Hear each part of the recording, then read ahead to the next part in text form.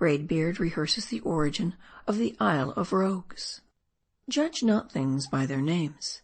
Thus the maxim illustrated respecting the isle towards which we were sailing. Ohonoo was its designation, in other words, the land of rogues. So what but a nest of villains and pirates could one fancy it to be? A downright Tortuga swarming with brethren of the coast, such as Montbars, Lolonais, Bartholomew, Peter of Dieppe, and desperadoes of that kidney.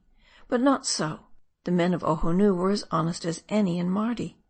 They had a suspicious appellative for their island, true, but not thus seemed it to them. For upon nothing did they so much plume themselves as upon this very name. Why?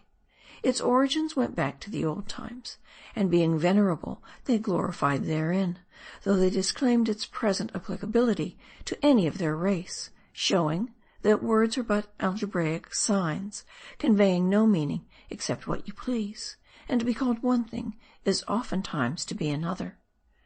But how came the Ohonoos by their name? Listen, and Braidwill, our Herodotus, will tell.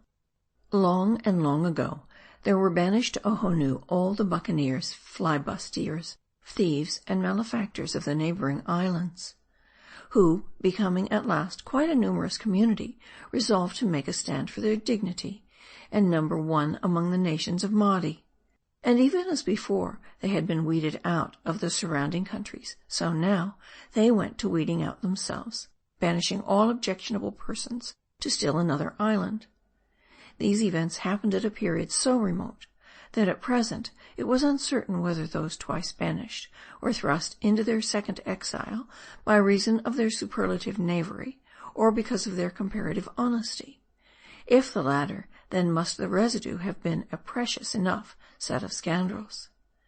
However it was, the commonwealth of knaves now mustered together their greybeards and wise pates and knowing ones, of which last there was a plenty, chose a king to rule over them, and went to political housekeeping for themselves.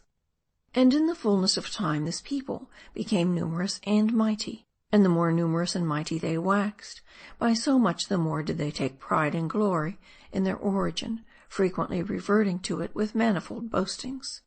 The proud device of their monarch was a hand with the forefinger crooked, emblematic of the peculatory propensities of his ancestors. And all this at greater length, said Mohi.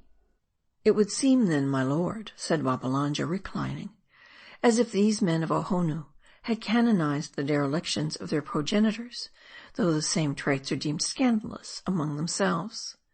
But it is time that makes the difference. The knave of 1,000 years ago seems a fine old fellow full of spirit and fun, little malice in his soul, whereas the knave of today seems a sour-visaged wight, with nothing to redeem him. Many great scoundrels of our chroniclers' chronicles are heroes to us, witness Majora the usurper. Aye, time truly works wonders. It sublimates wine, it sublimates fame, nay, is the creator thereof. It enriches and darkens our spears of the palm, enriches and enlightens the mind. It ripens cherries and young lips, festoons old ruins and ivies old heads, imparts a relish to old yams, and a pungency to the ponderings of old Bardiana, of fables distills truths, and finally smooths, levels, glosses, softens, melts, and meliorates all things. Why, my lord, round Mardi itself is all the better for its antiquity, and the more to be revered, to the cozy-minded more comfortable to dwell in.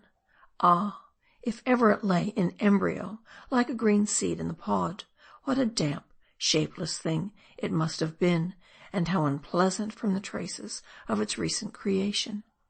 The first man, quoth old Bardiana, must have felt like one going into a new habitation where the bamboos are green. Is there not a legend in Marama that his family were long troubled with influenzas and catarrhs? Oh, time, time, time, cried Yumi. It is time, old midsummer time, that has made the old world what it is. Time hoarded the old mountains, and balded their old summits, and spread the old prairies, and built the old forests, and molded the old vales. It is time that has worn glorious old channels for the glorious old rivers, and rounded the old lakes, and deepened the old sea. It is time. Ay, full time to cease, cried Media. What have you to do with cogitations not in verse, minstrel? Leave prose to Babbalanja, who is prosy enough. Even so, said Babbalanja. Yoomy, you have overstepped your province. My lord Media well knows that your business is to make the metal in you jingle in tags, not ring in the ingot. End of chapter 89.